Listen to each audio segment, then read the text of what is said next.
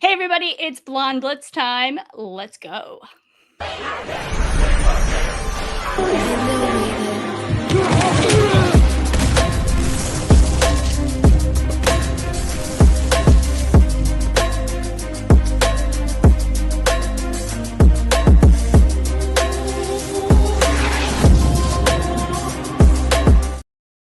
Hey everyone, and welcome to the Blonde Blitz. I'm your host, Deb Whitcas. Week 10 had some wild last-minute wins for some of the teams. We'll talk about that and Week 11 on today's show. Also, it's November, and that means it's Lung Cancer Awareness Month. Chris Draft, former NFL linebacker for 13 seasons, is here to talk about his foundation, the Chris Draft Family Foundation, which he co-founded in 2006 with his late wife, whom he lost to lung cancer several years ago. That led him to create Team Draft and his current venture, the White Ribbon Project. We will talk all about it. I cannot wait to catch up with him. It's been a while since I've seen him. We'll touch on his NFL career, and he's also going to join me for Week 10 hot takes, so I'm very excited. As far as the rest of the show, HGTV designer to the athletes, Shay Holland, is here to talk about how players traveling can do it. They do it in style, and how you can do it too. Sports betting expert Alex White unfortunately has the week off, but Commissioner Cooper gives us his take on fantasy for Week 11. Finally, Ben Troop, former tight end from the Bucs and Titans. You guys know him well. He's here once again to help me with Week 11 picks. All right, guys, shall we get it started? We're skipping headlines and getting right to it with hot takes for Week 10.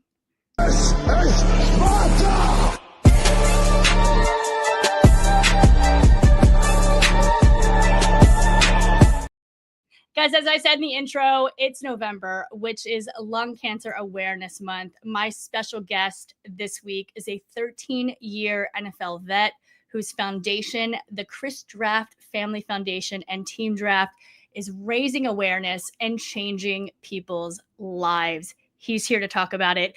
But first, we're going to get going with his thoughts about last week's games with hot takes. Everybody, former linebacker and my friend, Chris Draft.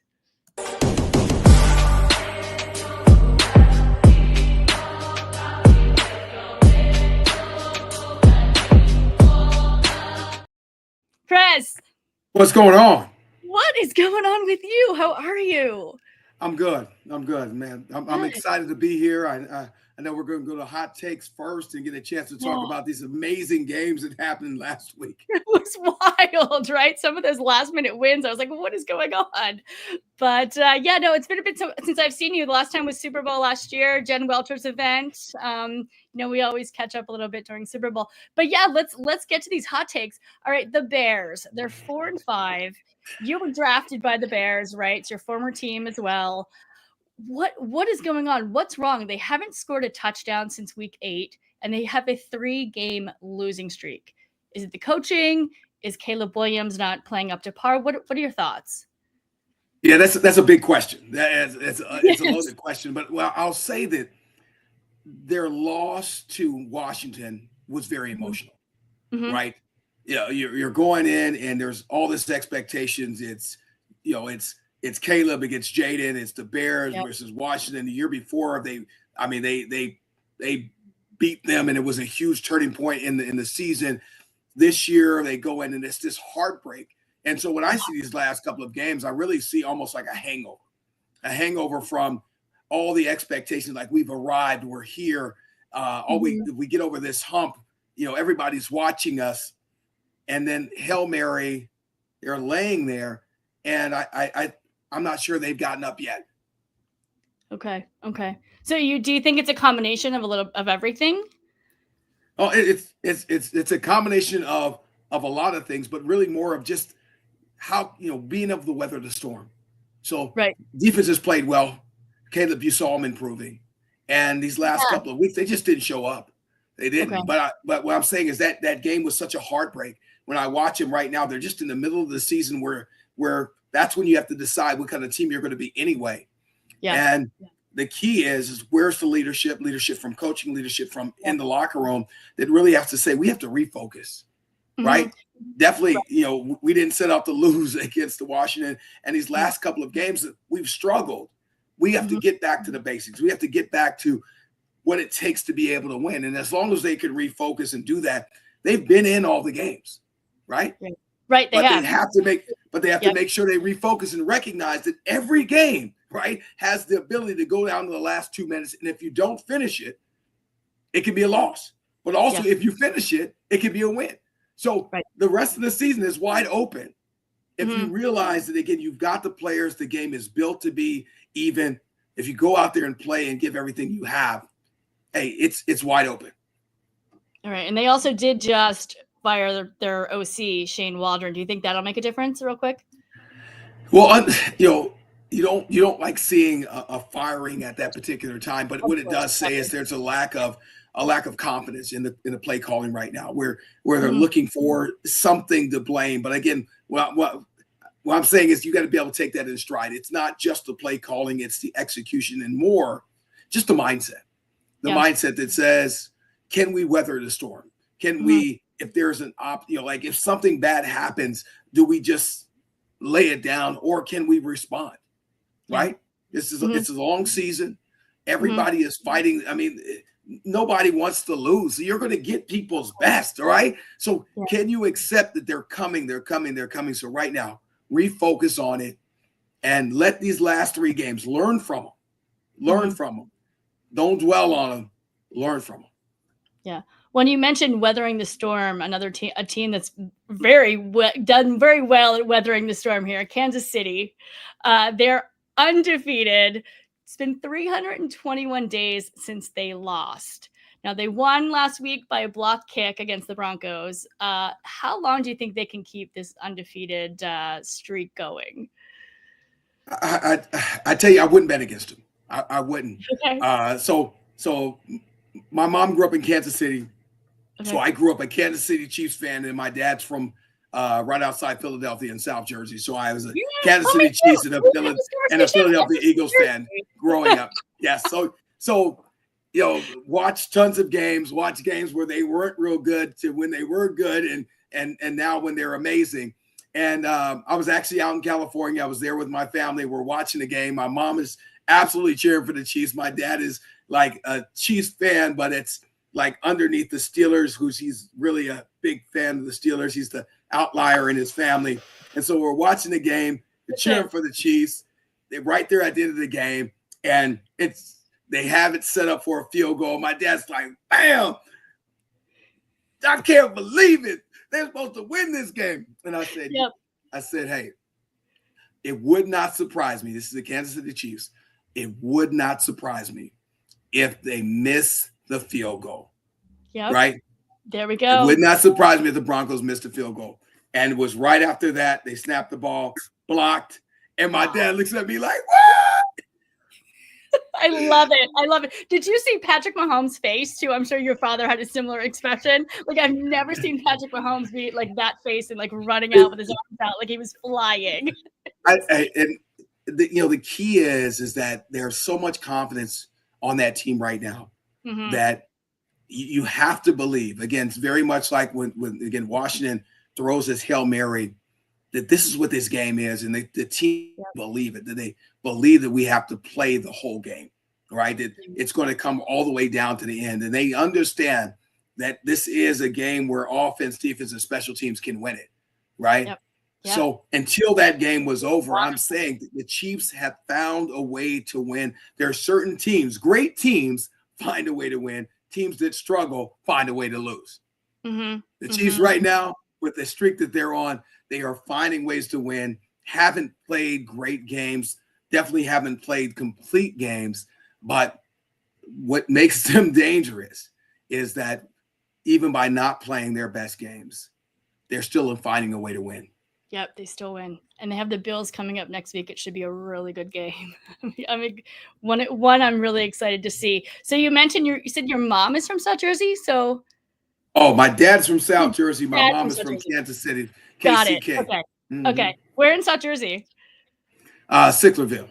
Oh, my family lives in Sickerville. I'm Cherry Hill. That's crazy. I didn't know that. We've never had this discussion before. So My dad went to Edgewood High School, which is now Winslow Township. Yeah. Yes, that's where my cousin went to high school. That's wild. I had no idea. Anyway, we're Eagles fans. To our next subject. The Eagles are 7-2. They've won the last 5 in a row. Do you feel like the Eagles have figured out their issues, or do you think the real colors are going to show when they play better teams? They've got both the Commanders and the Rams coming up. I think they're getting better. They're getting better. I don't still see them, very similar to the Chiefs, where they play the Cowboys that are just absolutely struggling, and a lot of plays went their way. So you kind of put that as an outlier. I don't think they still have played their best game. They're playing well enough to win, which is right on. Right. So this game is huge. This game against the Commanders on Thursday, tomorrow night. I mean, I'm excited for it. I think on both sides, it's a challenge in terms of the Commanders. Last week lost a close one, and really, and this week you're going against the Eagles. What kind of team are you going to be? Right. This is to see who is the top team in the NFC East. We know where the Giants are. They just lost to the Panthers. We know where the Cowboys are. Micah Parsons just threw Mike McCarthy under the bus. I mean, like we know where those teams are. They're struggling. The NFC East runs between these two teams. The Eagles, who have been over the last few years very consistent at showing up and playing ball, and the Commanders that really are figuring out that if we do the things the right way, with a general like Jaden Daniels back there that's making good decisions, getting the ball around, that every game's winnable. Every game is. Absolutely. I'm gonna jump over to the Colts. Just today, after 2 losses, the Colts have benched quarterback Joe Flacco, and they've gone back to Anthony Richardson. What are your thoughts on that? I thought it was a little strange. It's unfortunate, but it's, you go to a Flacco because you're saying we need somebody that can really manage and lead this offense, right? So if he's able to win, you want him in there. Otherwise, you want Anthony to be able to get the reps, right? Because what he has to do, he has to grow, right? The system that he was in just didn't prepare him to be comfortable in the system. And then last year he got hurt, so he lost a lot of time last year too. So, so he needs the reps. Unfortunately, early on, they weren't good reps, but he needs the reps, right? I was watching a clip on Peyton Manning where Peyton Manning has a record for the most interceptions as a rookie, right? And I think, sometimes when we look back, all we see is a highlight tape. So it says that Peyton Manning hit his head. He struggled. He had to progress, even though he had his dad and all these other resources around him. He had to learn this game, right? So the same way here, he's got to learn it. And the big part of learning it, he needs to get out there, and hopefully, so Joe's not going to be starting, but he's still this amazing veteran sage that's in the quarterback room that can help him in terms of getting ready for the game. And so sometimes, getting benched is a nice little, reminder that this game is competitive and the game is about winning. Right. So, right. And I do think that Anthony Richardson is the future of the Colts. You know what I mean? As far as this quarterback. Yeah. So why not? Why not see what he has? You know what I mean? Have Flacco kind of tune him up. Absolutely. And like I said, it is. There have been great quarterbacks that have struggled. The big thing right now is, could he take getting benched as a way to help him refocus and realize that this game is real, and athletically he has everything, right, from the big arm to the legs to the body and all that. But that's not enough. It's not enough. The guys are not scared of him. He's big, but in NFL, not scared of him, right? Yeah. So I saw him at the combine. I was at the combine, and I was just wowed by his athleticism. It was insane to watch him throw those bombs down the field. Yeah. Nobody else was really doing it like he could do it, and we were I was in awe. But if that doesn't translate to the field, Hey, there you go. There you go. Amazing talent, amazing tools, but quarterback is so mental that, without being able to really understand the game and understand how to operate it and be, in alignment with your offensive coordinator, like we're looking at with the Bears, why they had to make a change. You have to be in alignment with that. You guys are going to be on the same page and really understand how to execute, not just the plan, your plan, but the team's plan in terms of winning. Yeah. Well, let's talk a little bit about your career. I'm excited to dive into this. 13 years in the NFL. This is the question I always ask every single person who comes on this. Why football? I love football. I love football. It's the ultimate team sport. I love it. I love it. I mean, for young people, they'll say, well, would you have them play? And I'm like, well, absolutely. I mean, I'll tell you this, there's no better way of getting kind of frustration out. I mean, if something is not going right, that you have this as an outlet. There's no better way to really build a relationship with a large group of people, being able to play this game. And then the platform was always amazing to be able to share and connect with the community. So I love it. I love what it pushes you. It challenges you individually, but also really pushes and challenges you to work together as a team. And I think that's one of the hard parts that I deal with other work that I do, is that for me, I love a game that is all about maximizing our team, right? Football, you're not going to win because one or two players are great. I mean, unless you're just playing against some sorry teams. That can happen, but in NFL, it doesn't. In NFL, we have even teams that require us as a team to be amazing, right? And then the other part is, how do you become a stronger team? It's about your organization too, right? You can, it's the people in the building upstairs, the grounds crew people, the trainer staff, the equipment people, all those amazing people are, the fan base, all those things. I mean, it's love. Yeah. Yeah. Well, and that brings me to my next question. You played on several different teams over your career. If you can name them real quick, and then where did you have, and I don't want to say that your favorite experience, but your most fulfilling experience, and why? So started in Chicago, then went to the 49ers, 5 in Atlanta, 2 with the Falcons, 2 with the Panthers, Rams, Bills, Redskins, the last one. And I'll say Carolina was it's hard to say the most fulfilling. I'll say I met my wife there, so that makes it where you can tip the scales. I met her there, but really, it's hard to see it now because every stadium is a football only stadium.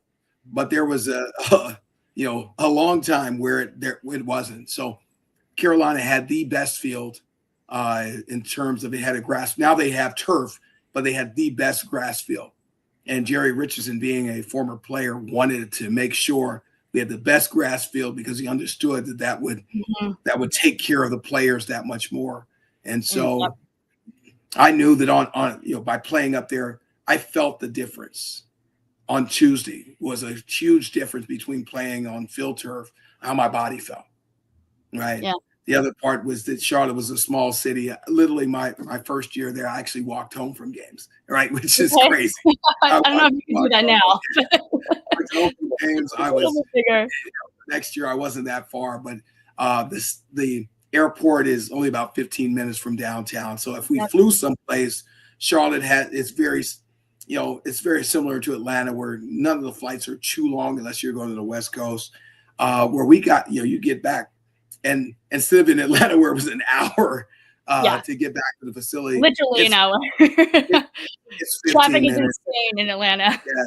Yeah, it was 15 minutes and we're back. And so I just, that those are big in terms of, like, again, grass field, just how you feel. Like, so again, I enjoyed playing at all those places. I mean, to be a part of each one of those teams, like what. Because you have to earn the right each year. So loved it. Every place, the experience was amazing. Each place is different. Each, from every staff and everything internally, but every city and every fan base are different. So, absolutely loved each one of those stops. But at the same time, it's a grind, right? Yeah. You know, to be able to play there, to be able to be there is basically, I mean, fighting every day, right? And so Mhm. I have to acknowledge that. So, um, you know, yeah, so Carolina was that, but every place that I earned the right to play, I mean, is special, right? That is, Of course. you know, because that is the place.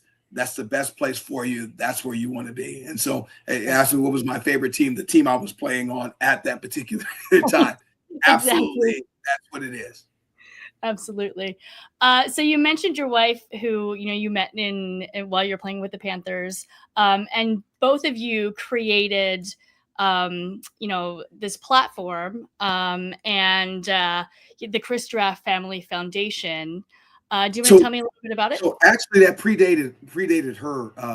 Oh, I okay. started it in the Christian Family Foundation in 2006. Okay.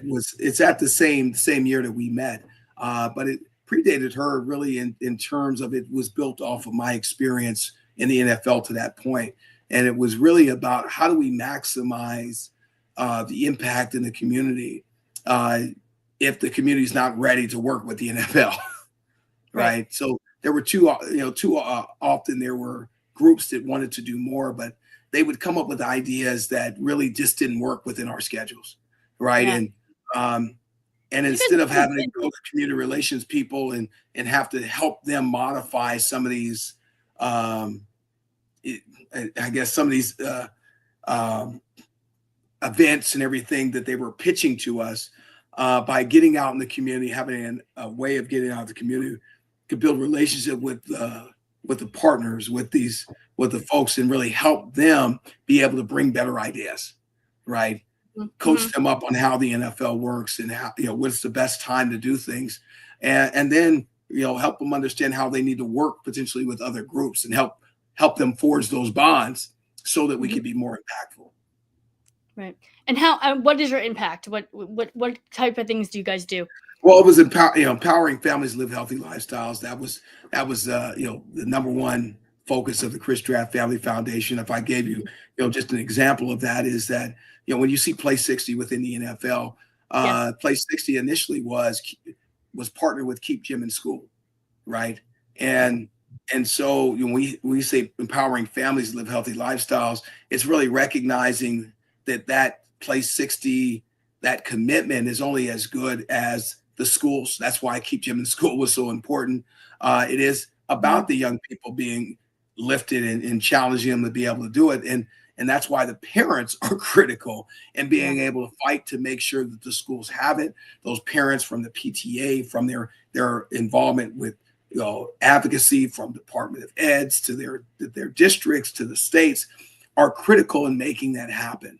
And so Mhm. again, that's just another way that we'll go and would have an execution. But the key with that execution was about really rallying the different stakeholders that are needed to make sure that this is not just a day of play, but really that we create days that will Mhm. naturally be there, because we already know that based on CDC science, that they confirmed that our young people need 60 minutes. Right. Very cool. And right now we're seeing pictures of your latest venture, the White Ribbon Project, and about lung cancer awareness. Yeah. Do you want to tell me a little bit about that? And obviously, I'm again So so sorry to hear about your wife. yeah, so Team Draft was started in 2011. That was an initiative of the Chris Draft Family Foundation. Was founded really when my wife came to me before we got married and said, "What if we don't get presents? What if we don't get presents and we ask our family and friends to support the foundation so we can fight against lung cancer?" And I've been trying to help people understand that a little bit more. It basically is at the beginning of November, and November is Lung Cancer Awareness Month. And my wife is saying, my future wife at the time is saying, "What if we don't get presents?" And her doing that Mhm. is a message that says that everyone has a choice, right? Mhm. She's sending a message to the lung cancer community that you have a choice, right? That it can be a fight that is individual, that is about yourself, but it Mhm. also can be bigger than that. And so at that moment, this fight that was about her, this fight that was, again, there's nothing wrong with that, because, she every day is choosing to live and not just accept that this terribleness is happening. Right. And she did that from the beginning because she had this amazing group of friends, amazing group of medical team, and then just amazing spirit and faith. Right. So she was committed to that, of showing up every day and fighting. But this point was something different, of choosing to fight for others.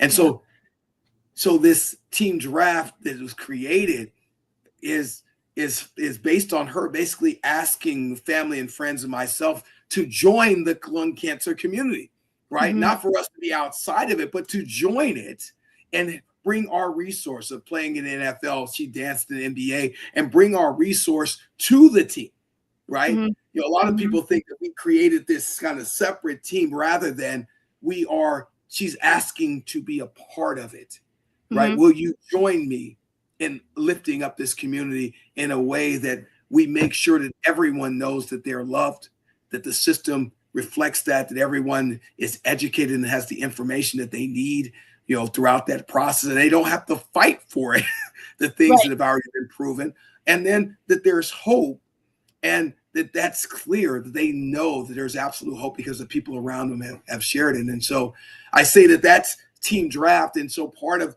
team draft is to be able to support the lung cancer community, identifying, and what we did is we're supporting it by helping them identify leaders. Because at the end of the day, it really is not about me as a leader. It's not about my wife who's passed as a leader, but it's about the boots on the ground, leaders of survivors, of caregivers in the medical community, recognizing that they all have to work together.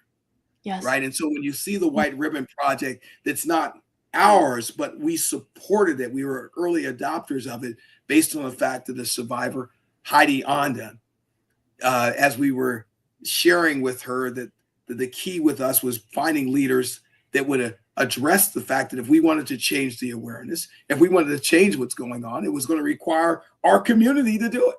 Right. And so Heidi was in Denver, Colorado, and wanted to do more. And, you know, you want to do more, and then you get engaged, and then you realize really what's in the way. And one of the things that was in the way in Denver was that the local cancer center, this big cancer center that has amazing outcomes and so much hope, really didn't have a plan for Lung Cancer Awareness Month in 2020. Right. And so, again, what we've challenged, again, we're looking for leaders that are going to stand up in their communities, and not stand up separately, but really in standing up is to challenge locally what they're doing. So she challenged them, and they basically came back and said, well, we don't have anything. And so September 27th, she turned to her husband and said, Pierre, make me the big white ribbon that I can put on the door. And I don't have to, you know, ask for permission. I don't have to apologize to anybody. I can put it up on the door, and I can really control that. And so it was awesome because it really mimicked exactly what my wife did at our wedding. And that was that we all have a choice. And so by making this ribbon, you know, that is now something tangible, it really is a challenge to our whole community, that we have a choice to be a part of the solution or a part of the problem, right?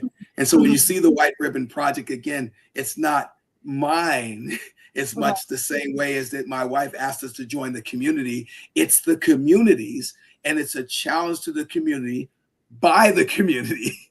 You know, not some NFL guy that's played 12, 13 years in the league that is, you know, that's aggressive, that it's a linebacker where they're like, oh, he can do it, but we can't do it. No, it's a challenge from a young lady that's about 5 feet tall, whose husband is about 5'5", a challenge from them, a challenge from each other, right?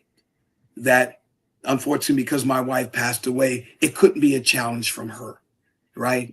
So it's a challenge from them to each other, that every day we have to ask ourselves, are we willing to challenge our own community and take control of our narrative and make sure that no one that is diagnosed with lung cancer feels like that they're alone? No one, right? And that no one diagnosed feels like they don't matter, right? That no one like that they absolutely know that there's hope, and not just the person that's diagnosed with lung cancer, but the people that are around them, that they're lifted, because we recognize it takes a team to get this done. Absolutely. And that leads me to my next question. What advice would you give someone who's going through lung cancer, or a family member or friend is currently battling lung cancer? What's your best advice? Yeah, man. It's crazy. Today I've talked to a few survivors that have gotten in touch with me in a few different ways. And, again, number one is you matter. You matter. And I'll say this in terms of, a lot of times they talk about that there's a stigma because of the connection with smoking. And so there are people like my wife who don't have a smoking history. And then there's a group of people that are, say, former smokers, current ones, but they have a smoking history. And I tell them, in 1998, the cigarette industry got indicted for predatory marketing and making cigarettes more addictive. And so in 1998, there was a tobacco master settlement that literally said, cigarette companies, you are guilty, guilty, guilty, and basically fined them $200 billion, right? $200 billion over that, right? Wow. And so again, the message is you matter, you matter. Don't blame yourself. It's not your fault, right? You're not alone. We're fighting for you, and there's hope. Awesome. Absolutely. Chris, where can we find you? Where can our audience find you? What are your socials? Well, they can go at Chris Draft on X. They can go Chris.Draft on IG. Definitely look at the work that is happening around, from the Chris Draft Family Foundation. Again, that work has been about building the leaders to now what you see on the White Ribbon Project and some of these other places are those leaders standing up, because it needed to be theirs. It had to be theirs. It couldn't be mine. It couldn't be my wife's. It had to be theirs, right? So, that's where we can check it out. Awesome. All right, Chris. Well, let's please keep in touch. I would love to work with you and do some events and let me know. I'm everywhere. I see you everywhere, in every state, every city. I travel a ton too. So let's connect soon. We'll definitely have to do it, man. Again, the energy of ball. What I really love is, I was watching. Again, we were talking about the Kansas City Chiefs game. I'm watching that game, and I love that as a backdrop. So when people are like, well, why do you love football so much as it relates to lung cancer or other things? I said, because when people watch, there's always a possibility that something amazing can happen. Absolutely. You have to watch it all the way to the end, right? So with my wife, she fought all the way to the end. And sometimes people struggle with that because she passed. And it's like, no. Sometimes that's all you can do. You fight all the way to the end, and then potentially something amazing happens. That's what we see in sports all the time. I was at the Washington game when they threw the Hail Mary, and you saw the probability of winning basically almost 0 to 100. The other day, Kansas City, they believe, they do the things right, which means there's always hope. So hope. Until this thing is over, I believe that they can win. Bam, they won. So love it, love it, love it. Thank you for having me on. Absolutely. Thank you for being here so much, and we'll see you soon. Awesome. Thanks, Chris. All right, guys. Next, we have Shay Holland, HGTV designer to the athletes. She's here to talk about the players traveling to their away games in style and how you can too. Shay, get on in here. Every journey has an origination and a destination.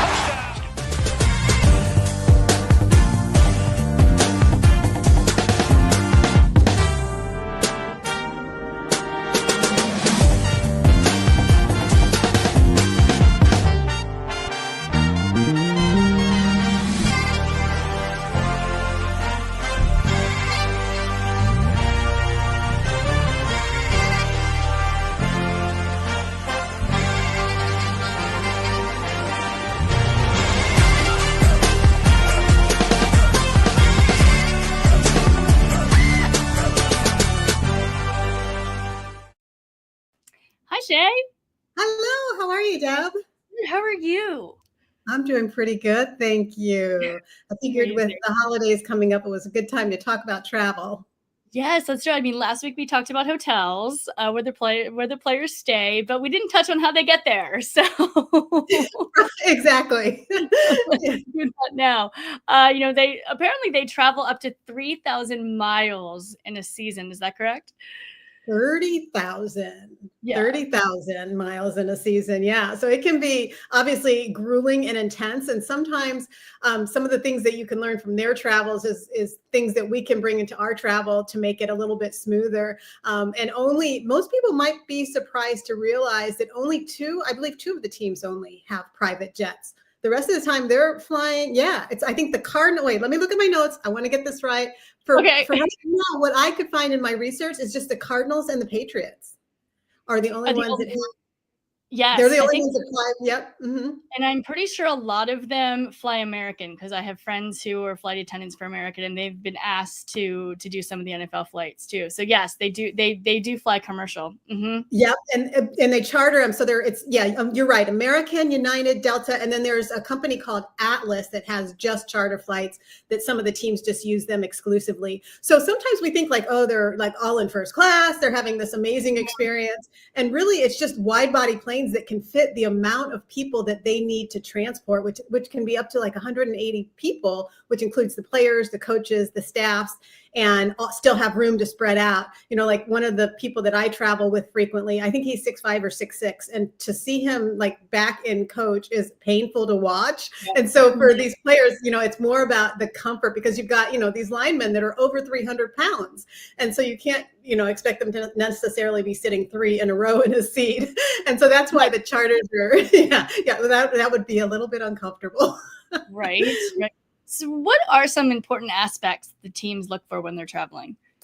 So the most important thing is believe it or not, functionality, and how can the team reduce the stress on the players, because we all know traveling can be so stressful. Yep. And so that's mainly what they're looking at. How can they make sure that they get those players to the game so that they are ready to go? And usually they only have one day. They'll usually just fly out the day before. And so it's not as if even if there's a time difference, sometimes to the East Coast, they may fly out 2 days in advance, but generally it's just one day. And so we all know also how that time change can be brutal on your body, and just having to get up the next morning, especially if you're 3-hour time difference or 2-hour time difference or whatever it is. And so the travel is all designed for them to be comfortable. They have a lot of things that are personalized. They have certain meals on their flights with their nutritionist, and to make sure that they're not necessarily eating airplane food or airport food. If you've done that,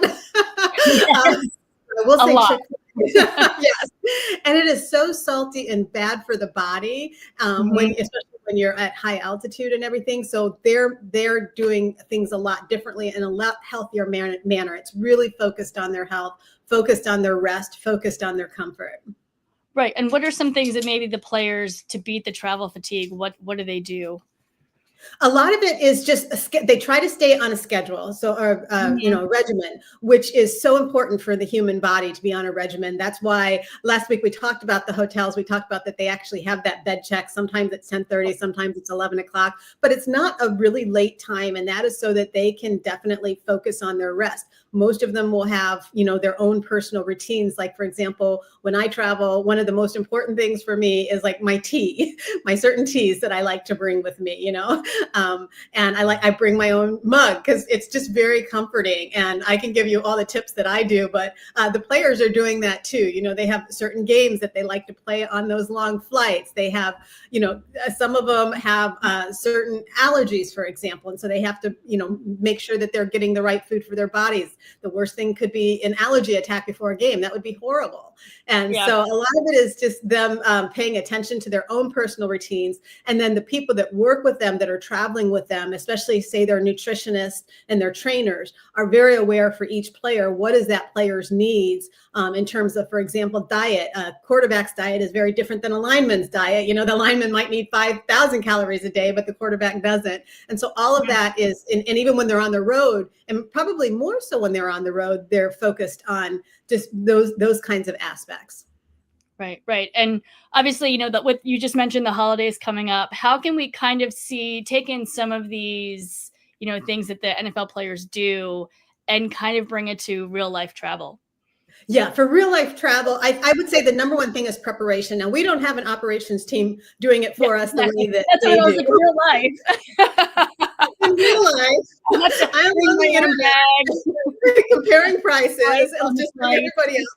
and finding, what is the best way to get there. And so planning in advance is probably the number one thing. And I will admit I'm one that tends to wait till the last minute for some reason. And that creates all kinds of stress right there, even though we know that we shouldn't. But there is some things that can help even this year. One of them is a new law, and people may not be aware of this, that even though we don't have our own chartered flight that's going to wait for us or that's going to fly, we don't know if our planes are going to be on schedule or whatever. But if you are delayed or canceled, there's a new law that just went into effect that says the airlines must now refund you. And that right there, I think, is some stress off, because I know in the past when my flights have been delayed, it's got to be delayed more than 3 hours. And then you had this flight credit that they would give you, and you didn't know if you were going to be able to use it, especially like, for example, I go to the Midwest in the wintertime. If it's a storm, I'm still not getting out the next day or the day after or the day after. And so, so that's one thing, is just planning ahead and knowing your rights as a traveler, and knowing exactly, just paying attention to, all the little things. What gate are you going to be at? And then, like I mentioned just a second ago, just bringing some of the comforts of home with you. I always fly with socks, for example. I'm telling all my secrets. I know, I can tell you a couple myself too. Tell me some of yours, because I love fuzzy socks. I have thought about the socks. I have pictures, but I have to have my neck pillow. I have to. Absolutely. I have to have the second I sit in the seat, the neck pillow comes out. I have the eye thing over my eyes. And I also bring a blanket.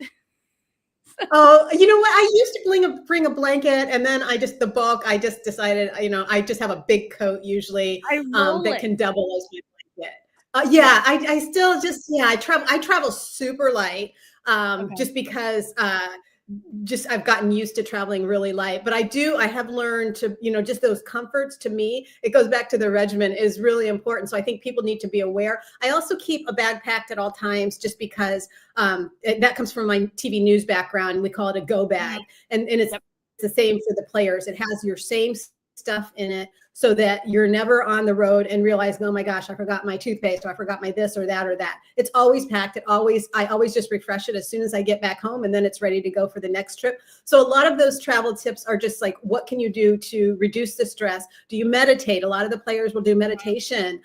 They'll do yoga even, or whatever that might be. Or some of them will take melatonin supplements. So I think it's finding what works at home to make you feel relaxed, and then bringing that on the road. And it makes such a difference. And then just one other thing I just forgot to mention that I did want to mention was just about security on the road. They're traveling with their whole security teams, but that doesn't mean things don't happen. And in fact, if you saw just this weekend, it was in the papers that Patrick Mahomes and Travis Kelce's homes were burglarized while they were on the road at away games.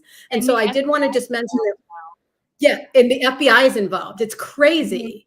Like, because of the amount that was stolen, and they think it's probably organized crime that is targeting potentially, players and high profile people, that because their schedules are public. We know when they have an away game, we know they're going to be gone for, at least those 2 days that they're gone for the game. And so even though, most of us, our schedules aren't there being published, we're doing it ourselves by posting on social media. And so I did want to just caution people, if they haven't heard this tip before, to post your vacation pictures after you return, because there are these organized crime units that look for people that are on vacation and target homes. And it's so easy to get people's addresses and everything. The other day, I found a wallet the other day, and I was able to track down the person, all of her family's phone numbers within probably 30 minutes. And because I wanted to return it to her, but they were just like, how did you get I found out where she lived. I could have just gone to the house, and I was like, so you have to just be so careful when you're traveling. And that will also help take stress off, is if you have home security, make sure you're monitoring that, and make sure that you're just like not doing anything else to add stress to your own trip. And so that's some of the things that the players have learned, because they're traveling so much during the year. Most of us aren't, but we can still use some of those tips that they use. Yes. All right, Shay, thank you so much for joining us. Another great segment. Everyone listen to Shay. How can we find you? Safe travels. Time to start booking for the draft and the Super Bowl. Yes, wild draft, Super Bowl, combined, everything. Yes. Everything. It's already time. It really is. It's scary that we're like more than halfway through this season. Where can our audience find you? Mostly Instagram, Shay Holland Official. Awesome. All right. We will see you next week. Okay. All right. Thanks, Shay. All right, guys, let's get to the games this week. It's week 11. Sports betting expert Alex White was not able to make it tonight, but Commissioner Cooper is here. Jason, what do you got? We're on a mission, guys. We're on a mission, guys.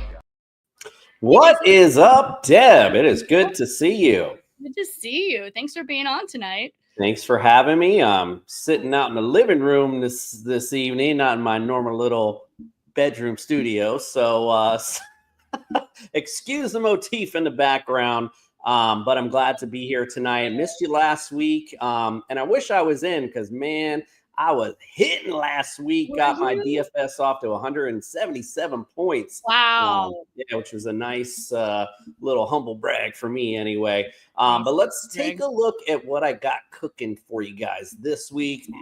Get my shirt off and pull my muscles out. And all right, here we go. This week, Jared Goff comes in at 6,300. Not too shabby for a price point. And guess what? A guy who just threw 4 interceptions or 5 interceptions, whatever it was, and won a game. I promise you it's not going to be like that this week. And the Jags are 30th against fantasy quarterbacks. So he's a nice snag this week. Kareem Hunt in the big Chiefs-Bills matchup. Buffalo 31st against fantasy running backs. This is the guy you want to grab. Miami did a good job when they played them a couple weeks ago. Just killing Achane with them, just running up the middle. So very soft up the middle, and you see Kareem Hunt having a good day. Nick Chubb coming off the bye, and listen, this guy's getting healthier and healthier as it goes on. We're going to see a lot more Nick Chubb, a lot more carries for him. Tennessee's got an okay run defense. They're 16th against fantasy running backs, but I still like Nick Chubb big time this week. Cortland Sutton. Now, mind you, I don't think I've ever picked a Denver Bronco to do anything, but Cortland Sutton's finding himself in this offense. And look, the Atlanta Falcons are 25th against fantasy receivers. He's a good low value to go after. How about Cedric Tillman? And here's a stat for you. And in fact, someone, I forget who it was, they shouted out on our Sunday show that he is among, I think it was like 4 or 5 fantasy receivers who've been in double digits for the last 8 weeks. I mean, New Orleans, 21st against fantasy receivers. I like it a lot. So let's go with Cedric Tillman this week. And then Ricky Pearsall, we know the offseason getting shot. He just got his first touchdown last week. He's starting to get a lot more targets, although in this offense with the 49ers, they do distribute the ball a lot. With Debo still a little banged up. Seattle 26th against fantasy receivers. He comes in at 4,900, so he's a great value. Here's another great value, Dawson Knox. Dalton Kincaid's a little banged up. Even if he goes, you can imagine Dawson Knox is going to see a lot more. And Kansas City, they are dead last against fantasy tight ends. So I love this play. And again, coming in super cheap at 3,500. You cannot deny that. Then guess what? I had so much money left over. I was able to snag Joe Money Mixon, who's been great this season. And right now they're going against the Dallas Cowboys, who guess what? I don't even know what it is because apparently I didn't write it down, but they are awful. That was the one thing I do remember against fantasy running backs. Yes, they are. So, at least I didn't want to make up a stat. I'll just be real with it. I forgot to apparently write down my notes. My bad, but I do remember seeing it and be like, ooh, that's a good matchup. So we know Dallas got its issues, and you can imagine they'll be up. Texans may be up early, and you could see them running the clock out with a lot of Joe Mixon. And then I went with the Rams D, going against New England, very much a struggling offense. They're 27th in the league overall. I think they're a great play this week. And guess what? With all of this, if you go onto DraftKings, Underdog, I still had $500 left over. So if you don't like any of these plays, you can put $500 in for maybe a better defense or better whatever, and boom, your money. So there you go. Good value plays for week 11. All right. Thank you so much, Jason. I have a question. Yes. Should I play Goff or should I play Mahomes? I have both. I got to bench one of them. So I'm glad you asked me that, because I have Mahomes in another league, and it's funny because I don't ever go QB usually really high, but in that league they gave extra points for 4 TDs thrown and all that. So I went ahead this year, and it's just been a struggle fest. So to be honest, the Bills, where they're soft at is not their secondary. Secondary's pretty good. So I like more to see them attacking more with Kareem Hunt, as I mentioned earlier. So if I was you, I'd actually play Goff. He's got a way better matchup, and he's going to bounce back from last week. So that's what I was thinking. I'm doing everything tomorrow morning. So let me get Commissioner Cooper's take on things before I make some moves here. So nice. I was going Goff, but now I definitely will. Nice. All right, stay on for picks. Absolutely. Amazing. And before we bring Ben in, I just want to shout out, check us out on Friday for the Friday night breakdown. We're going to get you into the future with some fun stuff. That's just so you know, Bijan Robinson on the left. That's Brock Purdy, Chuba Hubbard, and Jamar Chase bringing you some futuristic fantasy takes. Check us out on Friday, 9 p.m. All right, let's get Ben in and do some picks. All right.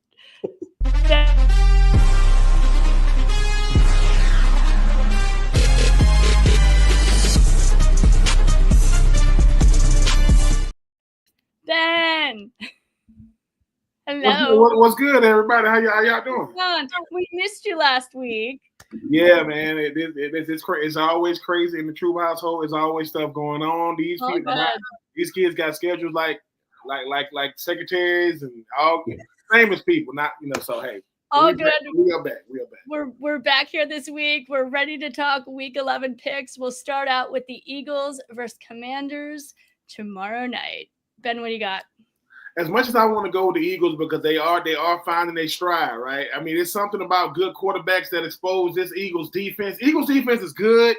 They're not great. I know that Jalen Hurts, they're comparing him to Shohei Ohtani. He gonna be the first ever 20 rushing touchdowns, 20 passes. But I think the young man from the Commanders. I'm gonna go with the Commanders. There's gonna be a back and forth, but I think Jaden Daniels got something for this Eagles squad. All right, Commissioner Cooper, what are you thinking? Well, I don't like sleeping on the couch, so but no, it was funny because the Eagles last year swept the Commanders. They beat them 34-31, and then beat them went to overtime, and then beat them 38-31, which is kind of strange. They 31 points each time for the Commanders, but I think, in all honesty, even take the couch out of it, I do like the Eagles in this matchup. The Commanders are really good. Mind you, I was a naysayer at first with Jaden Daniels, but he's definitely proven to be a legit NFL QB. But I just think overall, speaking defensively and everything else, Eagles just have a better overall team. It's going to be a close one. It's going to be a great Thursday night game. Excited for, but I'm going to go Eagles in this one. Yes, and I'm going to agree with you, Jason. I'm going Eagles as well. I also happen to be a huge Eagles fan, so I can't go against. I do like the Commanders, though, too. They're my number 2, which is weird because they're both NFC East. I know I'm sinning. It is what it is. But the Commanders have yet to defeat a team with a 500 record. Eagles they're hitting their stride right now. To be honest, I feel like the Eagles D, it's pretty strong, Ben. I kind of disagree with you. I think the Eagles D is going to make it tough for Daniels. But on the other hand of this, the Commanders, they have not lost 2 in a row all season. That scares me. But the Eagles now have won 5 in a row. I do see them getting a 6 as long as the coaches don't mess it up. If Sirianni he will mess it up. We cannot put that out in the universe. The Eagles are favored by 3.5, by the way, too. But this is going to be a really close game. So, Ravens versus Steelers Sunday at 1 p.m. Ben, what are you thinking? Look, I like what the Steelers are doing lately. Everybody, listen, Mike Tomlin had everybody saying, don't question my decision to pull Justin Fields and go with Russell, last name Wilson. Yep. If somebody says something that I'd agree with, if George Pickens was as big as DK Metcalf, he would be the best receiver in the league. This kid just finds a way to get it done, right? I like the Ravens when they hand the ball. Well, listen, when they get the memo from the commissioner, hand the ball off to Derrick Henry, life is easy. But for some reason, they want to say, oh, man, we're trying to help Lamar get his 3rd MVP, regular season MVP. But I'm gonna go with the Steelers, man. They got T.J. Watt, and he will wreck a game at any given time. As soon as you forget about it, they go strip sack. Give me Russell, last name Wilson, and them boys from Pittsburgh. I'm gonna go with Pittsburgh. Wow. Okay, Commissioner Cooper, what do you have? I am in full agreement. We're in a Pennsylvania party today. Last year, again, and weirdest number thing going on, but last year the Steelers again swept the Ravens and they won 17-10, and the next time won 17-10. It's been 3 in a row for the Steelers. Again, they just got the formula, I think, to beat the Ravens. The Ravens, like Ben said, they are constantly in this, hey, I want to throw the ball when I have this big back here, which doesn't make any sense. And even if, listen, Derrick Henry's great and all, he's, to me, pretty much close to MVP at this point. But the Steelers' D is locked in, and I think overall, especially at home, I like their chances against the Ravens. Okay. Well, I'm not coming to this party. I'm going Ravens on this one. I love the Steelers. I'm super excited to see what I'm seeing from Russell Wilson's amazing. Connecting on the deep balls. That last minute win over the Commanders was great. Mike Williams, that 2.5 minutes left, was amazing. The Steeler defense is strong. That's the one thing I am really concerned about. But can they tame Derrick Henry and Lamar Jackson? I'm not sure. I feel like the Ravens offense is stronger than their D, but I still think the Ravens take this game. It's going to be a really tight game. By the way, the Ravens are favored by 3. So we will see who was correct. All right, guys, let's do one more. Should we do Bears versus Packers, or you want to do Seahawks versus 49ers? What about Chiefs Bills? Yeah, let's do Chiefs Bills. Hello, Sunday 4:25. Let's do it. All right, Jason, what do you have? We'll do you first. Well, we've Ben and I right after have our show, and we've been talking about the Chiefs all year. This is the week. This is the week. This is the week. Last week, I didn't say that, and it almost happened, and they block a field goal. The Bills are good, but they have holes, but so do the Chiefs. So this is one of those, to me, toss-up games that they're very close. The Chiefs obviously won last year, 27-24 in the AFC Championship. But prior to that, the Bills had won 3 out of the last 4, and that one loss was in OT. Give me the Bills at home. Yeah, I believe in market correction games. And sorry, Dan, but I mean, somebody forgot to tell the field goal block teams to actually block. Or we were talking about, them suffering their first loss. The thing about Kansas City that's dangerous, even though I am going with the Bills, I don't think they care about how they look in winning this year. They just want to win. I don't care. I mean, Patrick Mahomes is looking normal. He's not putting up these big numbers because I think he's gotten very, very, very, very bored with the regular season. All right. We want to get to the postseason so I can take off my cape. But I do think there are a couple of quarterbacks in the National Football League that can beat Patrick Mahomes. Josh Allen happens to be one of them. I expect Josh Allen to get a big win. And after the game, it's going to be one of they're going to take pictures and Patrick Mahomes going to whisper in his ear, "Hey man, good job. But if I see you again, let's talk again." But regular season, I'm gonna go with the Bills. Yeah, and I almost never will go against Mahomes and Andy Reid. Let's be honest. Whenever you do that, it's like, the KCC finds a way to win, right? But I'm doing it now. I'm agreeing with you guys. I'm gonna go Bills with this game. I think KC's undefeated because of their grit. Really, they just find a way to win. I don't see them. They barely pulled it off last week. I don't see them pulling it off against the Bills this week. The Bills are favored by 2.5, and I agree with that. So, all right, guys. Well, that's it for today's show, guys. Everyone there, tune in. Keep tuning in. Ben's show is coming next. No weddings in the fall. Today's show was sponsored by Underdog Fantasy. Go to Underdog Fantasy. Use the promo code BLONDE, and we'll double your deposit for $100. If you like today's show, please subscribe, and you can follow us on all socials at the Blonde Blitz. Completely love your support, guys, and thanks for tuning in. See you next week. Bye.